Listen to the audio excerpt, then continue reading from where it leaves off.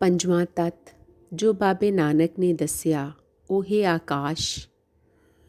ਆਕਾਸ਼ ਅਸਮਾਨ ਹੈ, ਨੀਲਾ ਅੰਬਰ। ਵੇਖਣ ਵਿੱਚ ਜਿਤਨਾ ਦੂਰ, ਮਨ ਦੇ ਉਤਨਾ ਨੇੜੇ। ਪੈਰ ਪੁੱਟੀਏ ਤਾਂ ਖਬਰੇ ਕੌਣ ਵੇਲੇ ਕਿਤਨੇ ਯੁੱਗ ਬੀਤ ਜਾਵਣ, ਆਕਾਸ਼ ਤੀਕ ਪੁੱਜਦਿਆਂ। ਪਰ ਅੱਖ ਦੀ ਇੱਕ ਪਲਕਾਰ, ਅੱਖ ਦਾ ਝਪਕਣ ਅੰਬਰ ਨਾਲ ਮੇਲ ਕਰਵਾ ਦਿੰਦਾ ਹੈ। ਆਕਾਸ਼ ਮਤਾਂ ਖੁੱਲ੍ਹੀ ਥਾਂ ਹੈ ਜਿੱਥੇ ਇਹਨਾਂ ਪਹਿਲੇ ਚਾਰ ਤੱਤਾਂ ਅੱਗ, ਵਾਹ, ਪਾਣੀ ਅਤੇ ਮਿੱਟੀ ਦਾ ਮੇਲ ਹੁੰਦਾ ਹੈ। ਅੰਬਰ ਉਹ ਜਾ ਹੈ ਜੋ ਦੂਰ ਅਣਵੇਖਿਆ ਇੱਕ ਜਹਾਨ ਹੈ। ਪਰ ਆਕਾਸ਼ ਹਰ ਜਿਉਂਦੀ ਹੋਂਦ ਦੇ ਅੰਦਰ ਵੀ ਵਸਦਾ ਹੈ। ਇਹ ਖੁੱਲ੍ਹੀ ਥਾਂ ਹੈ ਮਨ ਦੇ ਅੰਦਰ ਜਿੱਥੇ ਪ੍ਰੀਤ ਵਸਦੀ ਹੈ। ਬੇਅੰਤ ਖੁੱਲ੍ਹ, ਬੇਅੰਤ ਉਚਾਈ ਸਮਾਈ ਹੈ ਨਿੱਕੇ ਜਿਤਨੇ ਦਿਲ ਅੰਦਰ। ਅਸਮਾਨ ਉਹ ਥਾਂ ਹੈ ਜਿੱਥੇ ਅਜੇ ਮਲ ਵਿਹਾਰ ਦਾ ਕਬਜ਼ਾ ਨਹੀਂ ਹੋਇਆ। ਅਸਮਾਨ ਦੇ ਅਜੇ ਟੋਟੇ ਨਹੀਂ ਹੋਏ। ਜਿਵੇਂ ਭੋਏ ਵੰਡੀ ਗਈ ਅਤੇ ਟੋਟੇ ਟੋਟੇ ਹੋ ਕੇ ਵੱਖੋ ਵੱਖ ਮੁਲਕਾਂ ਦੇ ਨਾਵੇਂ ਲੱਗੀ। ਅੱਗੋਂ ਹੋਰ ਵੰਡੀ ਪਈ ਅਤੇ ਧਨ ਮਾਲ ਅਤੇ ਤਾਕਤ ਰੱਖਣ ਵਾਲੇ ਨਾਵੇਂ ਵਾਲਿਆਂ ਦੇ ਨਾਵੇਂ ਲੱਗੀ। ਅੰਬਰ ਅਜੇ ਕਿਸੇ ਇੱਕ ਦੇ ਨਾਵੇਂ ਨਹੀਂ ਲੱਗਾ। ਅੰਬਰ ਅਜੇ ਸਾਂਝਾ ਹੈ ਸਭਨਾਂ ਦਾ, ਜੂ ਜਾਤ ਦੀਆਂ ਵੰਡਾਂ ਵਿੱਚ ਨਹੀਂ ਵੰਡੀਜਿਆ। ਅੰਬਰ ਦੂਰ ਉੱਚਾ ਹੈ ਜਾਂ ਮਨ ਦੇ ਅੰਦਰ ਹੈ।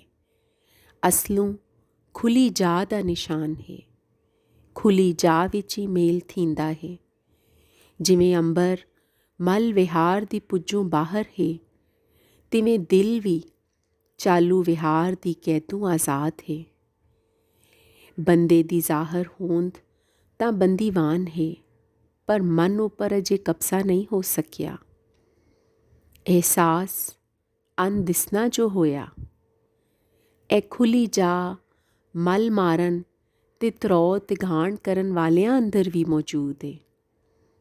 ਇਹ ਪੰਜਵਾਂ ਤੱਤ ਹੈ ਜੋ ਹਰ ਜੀਅ ਨੂੰ ਹਲੂਣਦਾ ਹੈ। ਜਿਉਂਦੀ ਹਸਤੀ ਨੂੰ ਆਪਣੀ ਕਰਨੀ ਬਾਰੇ ਕੁਝ ਸੁਨੇਹਾ ਦਿੰਦਾ ਹੈ। ਜੋ ਸੁਣ ਘਿਨੇ ਇਹ ਸੁਨੇਹਾ, ਉਹ ਸੁਚੇਤ ਹੀ ਆਪਣੀ ਜੀਵਨ ਕਾਰ ਕਰੇਂਦਾ ਹੈ। ਉਸ ਦਾ ਮਨ ਆਕਾਸ਼ ਵਾਂਗ ਖੁੱਲ੍ਹਾ, ਵੱਡਾ ਅਤੇ ਉੱਚਾ ਹੋ ਜਾਂਦਾ ਹੈ, ਜਿਸ ਅੰਦਰ ਕੁੱਲ ਕਾਇਨਾਤ ਸਮਾ ਜਾਂਦੀ ਹੈ। ਚਾਲੂ ਵਿਹਾਰ ਜਿਉਂਦੀ ਹੋਂਦ ਦੇ ਅੰਦਰ ਸਦਰਾਂ ਅਤੇ ਲੋੜਾਂ ਨੂੰ ਇੰਝ ਭਰ ਦਿੰਦਾ ਹੈ ਕਿ ਬੰਦਾ ਕਮਲਾ ਹੋਇਆ ਸਾਰੀ ਹਯਾਤੀ ਇਹਨਾਂ ਸਦਰਾਂ ਨੂੰ ਪਾਵਨ ਕੀਤੇ ਭੱਜਦਾ ਰਹਿੰਦਾ ਹੈ। ਜੀਵਨ ਸਵਾਦ ਬੇਸਵਾਦਾ ਥੀਂਦਾ ਹੈ। ਮਨੁੱਖ ਹੋਣ ਦੇ ਅੰਦਰ ਵੀ ਖੁੱਲ੍ਹੀ ਜਾ ਨੂੰ ਭੁੱਲ ਕੇ ਖੁੱਲ੍ਹੇ ਅੰਬਰ ਵੱਲ ਵੇਖਦਾ ਹੈ। ਜੀਵਨ ਵਿੱਚ ਆਉਣ ਵਾਲੇ ਹਰ ਸੁੱਖ ਦੁੱਖ ਨੂੰ ਇਨਸਾਨ ਅੰਬਰੋਂ ਲੱਥਾ ਸਮਝਦਾ ਹੈ, ਪਰ ਆਪਣੇ ਮਨ ਦੀ ਖੁੱਲ੍ਹੀ ਜਾ ਬਾਰੇ ਨਹੀਂ ਸੋਚਦਾ ਵਿਚਾਰਦਾ। ਅਸਲੋਂ ਮਨ ਦੀ ਤੰਗੀ ਹੀ ਜੀਵਨ ਦੀ ਤੰਗੀ ਬਣ ਪੈਂਦੀ ਹੈ। ਮਨ ਦੀ ਸੌੜ ਹੀ ਹੈ ਜੋ ਜੀਵਨ ਵਰਾਨ ਕਰੇਂਦੀ ਹੈ। ਹੋਂਦ ਦੇ ਚਾਰ ਤੱਤਾਂ ਦਾ ਸੰਜੋਗ ਨਾ ਹੋਵਣ ਪਾਰੋਂ ਪੰਜਵਾਂ ਤੱਤ ਵਿਜੋਗਿਆ ਰਹਿੰਦਾ ਹੈ। ਪੰਜਾਂ ਤੱਤਾਂ ਦੀ ਸਿਆਣ ਅਤੇ ਇਹਨਾਂ ਦਾ ਸੱਚਾ ਸੁੱਚਾ ਸੁਮੇਲ ਆਪਣੇ ਆਪ ਨਾਲ ਮੇਲ ਕਰਾਉਂਦਾ ਹੈ। ਆਪਣੀ ਹਸਤੀ 'ਤੇ ਪੱਕ ਥੀਂਦਾ ਹੈ।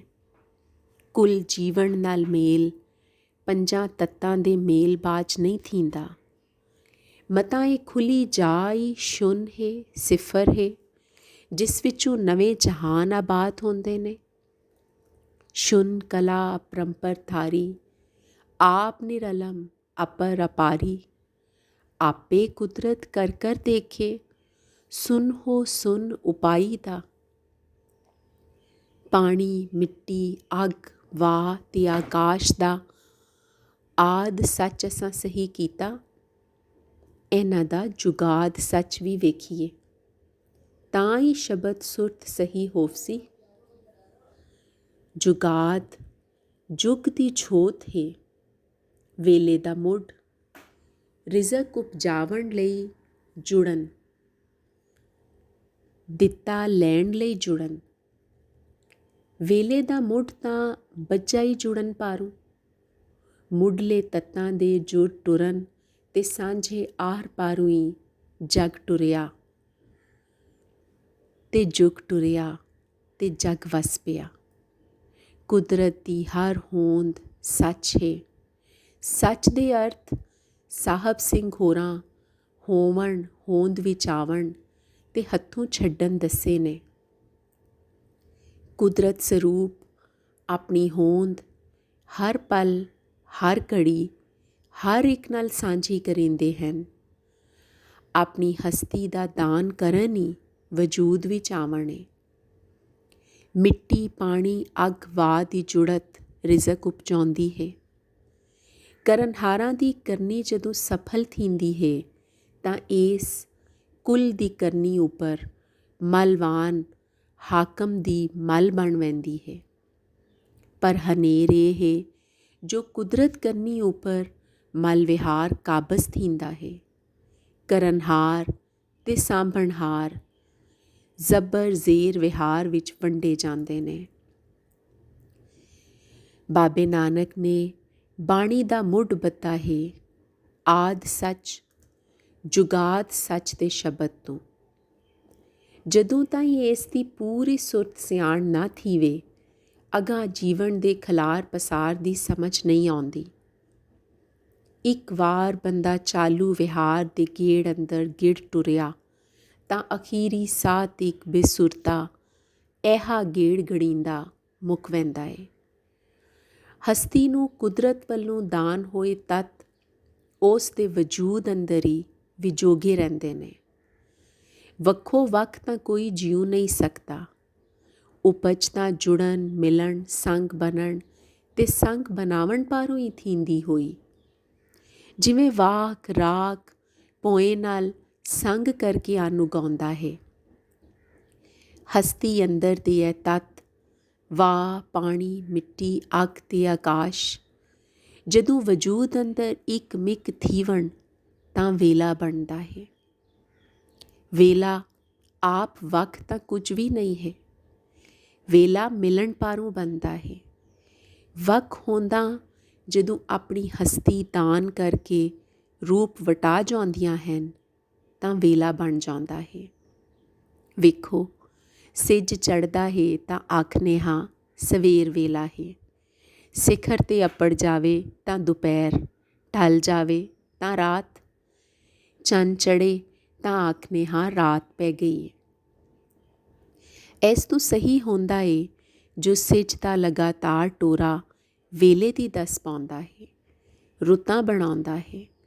दिन रात दी वंड नूं अगां बंदा अपने इल्मां ते हिसाबां सिर पिया वंडींदा है।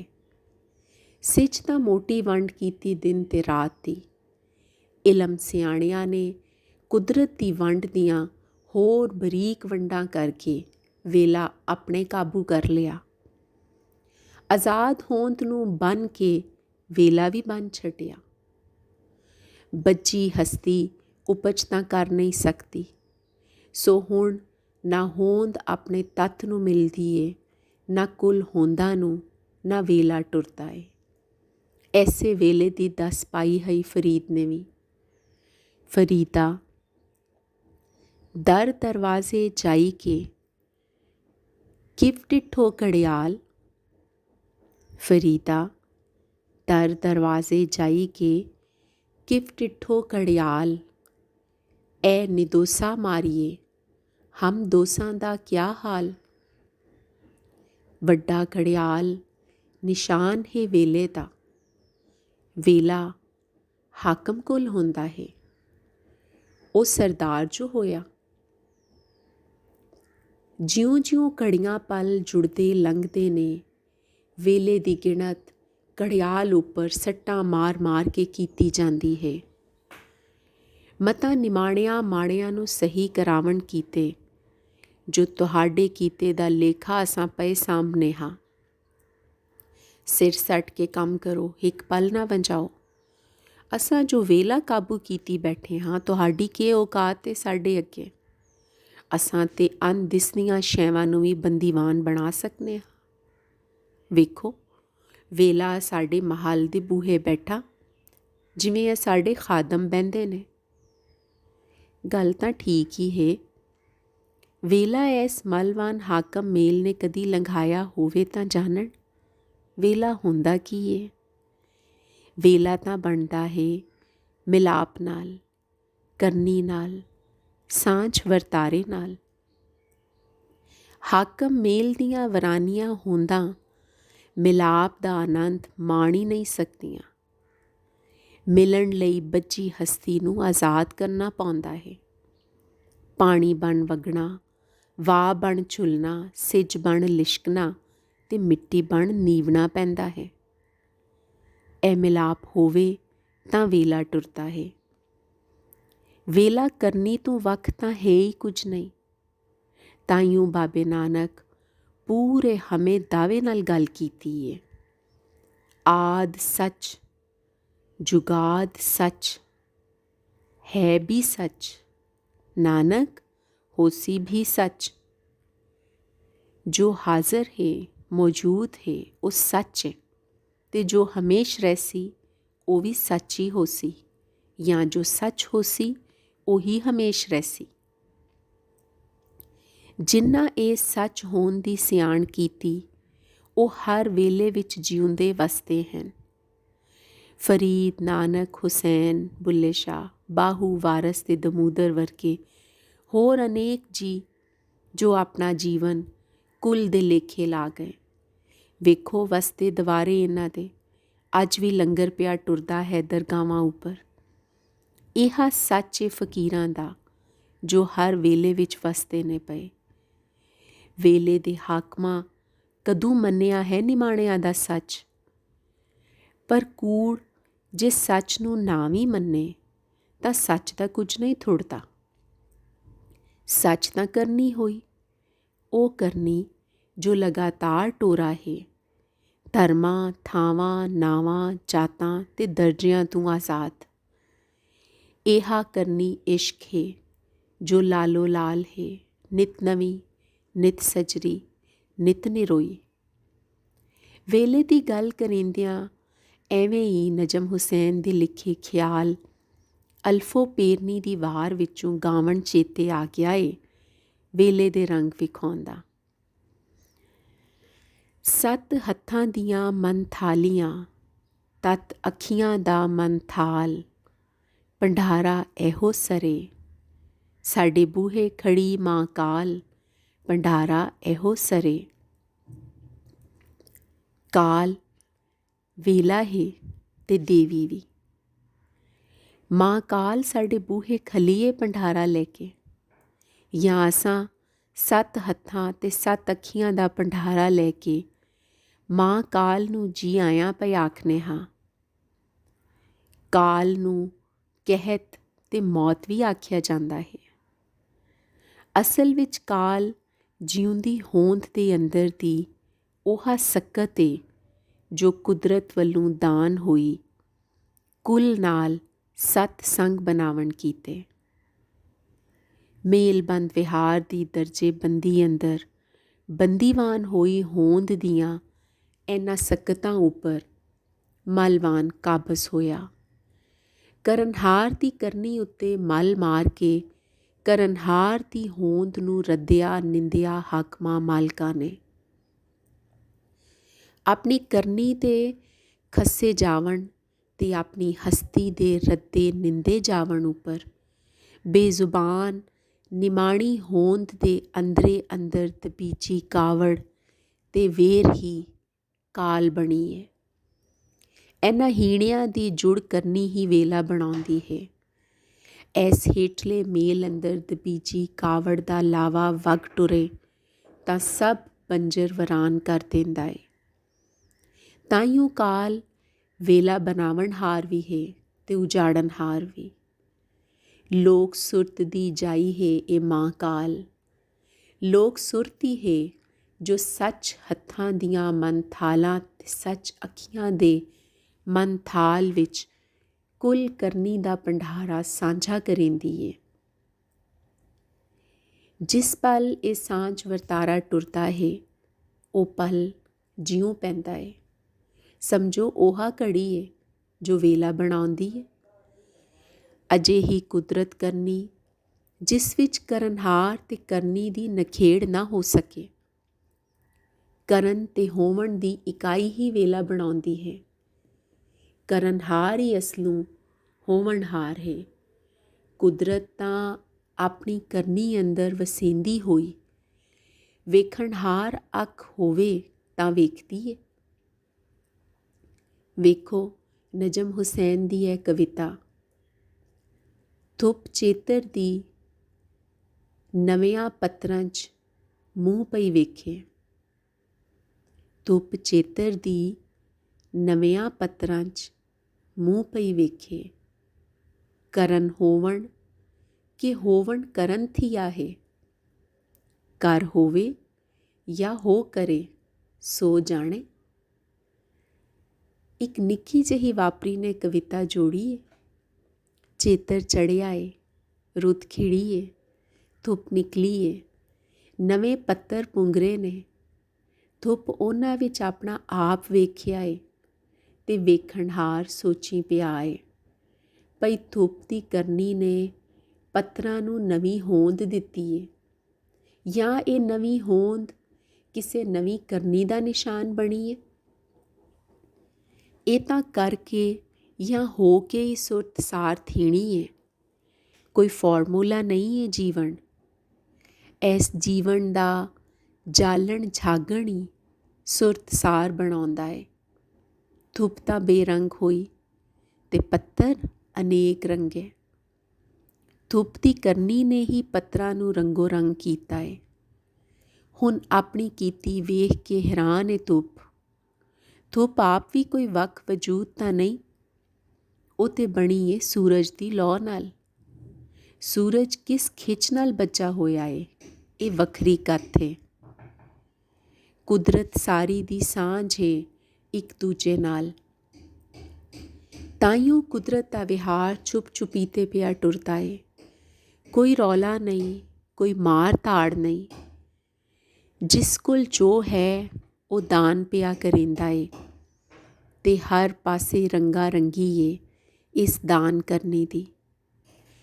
ਕੁਦਰਤੀ ਵਿਹਾਰ ਇੰਝ ਰਚਿਆ ਮਿਚਿਆ ਹੋਇਆ ਏ ਇੱਕ ਬਏ ਦੇ ਅੰਦਰ, ਜੋ ਵੱਖ ਕਰਨ ਉਹ ਖੇਰਾ ਏ ਕਿ ਕਿਸ ਦੀ ਕਰਨੀ ਕਿਸ ਦਾ ਹੋਵਣ ਏ। ਹਰ ਹੋਵਣ ਕਿਸੇ ਕਰਨੀ ਦਾ ਮੁੱਢ ਏ। ਜਿਵੇਂ ਸਾਹ ਦੀ ਆ ਵੰਝ ਦੁਆਟ ਏ ਤੇ ਜੀਵਨ ਦੀ ਮੁੱਢਲੀ ਲੋੜ ਏ, ਤਿਵੇਂ ਕਰਨ ਹੋਵਣ ਦੀ ਆਹੀ ਨਾਹੀ ਏ ਜੋ ਜੀਵਨ ਦੀ ਦੱਸ ਪਾਉਂਦੀ ਏ। ਧੁੱਪ ਸੋਚ ਏ ਬੰਦੇ ਦੀ, ਉਸ ਦੀ ਜੀਵਨ ਕਰਨੀ 'ਚੋਂ ਬਣੀ ਸਮਝ, ਜਿਸ ਨਾਲ ਲੇਖ ਬਣੇ ਨੇ ਨਵੇਂ ਪੱਤਰਾਂ ਵਾਂਗ। ਸੋਚ ਤਾਂ ਇੱਕ ਦਿਮਾਗ ਦੇ ਅੰਦਰ ਏ ਜੋ ਅਣਡਿੱਠੀ ਏ, ਪਰ ਜਦੋਂ ਉਹ ਸੋਚ ਲਿਖਤ ਬਣੀ ਤਾਂ ਅੱਖੀਂ ਵੇਖਿਆ, ਸੁਰਤ ਪੜਚੋਲਿਆ, ਅੱਖਰਾਂ 'ਚ ਢਲ ਪਿਆ। ਅਣਵੇਖੀ ਦਾ ਵੇਖਣ ਵੀ ਹੋਵਣ ਹੀ ਹੈ ਨਾ। ਅੱਖੀਆਂ ਦੇ ਚਿੱਟੇ ਕਾਲੇ ਰੰਗ ਨੇ ਜਦੋਂ ਚਿੱਟੇ ਵਰਕੇ ਉੱਪਰ ਕਾਲੇ ਅੱਖਰਾਂ ਦਾ ਰੂਪ ਵਟਾਇਆ ਤਾਂ ਰੰਗ ਹੋਰ ਹੋਇਆ। ਜੀਵਨ ਖੇਡ ਇੱਕ ਜੀ ਨੇ ਵੇਖੀ ਤੇ ਅਨੇਕਾਂ ਦੇ ਵੇਖਣ ਪੜ੍ਹਨ ਪੜਚੋਲਣ ਦਾ ਵਸੀਲਾ ਬਣੀ।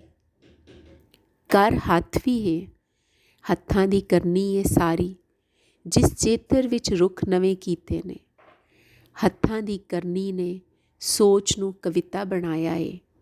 ਜੋ ਜੋੜ ਜੁੜਿਆ ਏ ਉਹ ਆਪਣੇ ਜੋੜਨਹਾਰ ਦੀ ਸੋਚ ਤਾਂ ਹੈ ਹੀ, ਪਰ ਹੁਣ ਇਹ ਹੋਵਣ ਨਵੇਂ ਪੜ੍ਹਨਹਾਰਾਂ ਸਮਝਣਹਾਰਾਂ ਦੀ ਆਪਣੀ ਹੱਡ ਵਾਪਰੀ ਵੀ ਏ। ਹਾਜ਼ਰ ਵੇਲੇ ਨਾਲ ਰਲ ਕੇ ਵੱਖ ਵੀ ਏ ਆਪਣੇ ਜੋੜਨਹਾਰ ਤੋਂ। ਸੋ ਕਰਨ ਹੋਵਣ ਤੇ ਹੋਵਣ ਕਰਨ ਦੀ ਦੁਆਟ ਤਾਂ ਹੀ ਸਹੀ ਹੁੰਦੀ ਏ ਜੋ ਇਹ ਕਰ ਵੇਖਿਆ ਜਾਵੇ। ਹਰ ਕੀਤੀ ਹੋਵਣ ਪਿੱਛੋਂ ਕਰਨਹਾਰ ਦੇ ਮੋਹਰੇ ਹੋ ਖਲੋਂਦੀ ਏ। ਕਿਉਂ ਜੋ ਕਰਨਹਾਰ ਸੁਚੇਤ ਹੋ ਕਰਦਾ ਏ, ਪਰ ਕੁਝ ਗੁੱਜਾ ਅਚੇਤ ਵੀ ਉਸ ਵਿੱਚ ਰੰਗ ਭਰਦਾ ਏ, ਜੋ ਕਰਨਹਾਰ ਦੇ ਬੱਚੇ ਚੇਤਿਓਂ ਦੁਰਾਡਾ ਹੁੰਦਾ ਏ। ਇਹੀ ਸੁਮੇਲ ਏ ਕਰਨ ਹੋਵਣ ਦਾ, ਆਦ ਜੁਗਾਦ ਦਾ ਸੱਚ ਵਿਖਾਉਂਦੀ ਏ ਚੇਤਰ ਦੀ ਧੁੱਪ। ਚਲੋ ਹੁਣ ਅੱਗੇ ਚੱਲੀਏ, ਵੇਖੀਏ ਆਦ ਜੁਗਾਦ ਦੀ ਸੱਚ ਸਿਆਣ ਕਰਵਾ ਕੇ ਬਾਬੇ ਨਾਨਕ ਨੇ ਗੱਲ ਕਿਸ ਪਾਸੇ ਟੋਰੀ ਹੈ।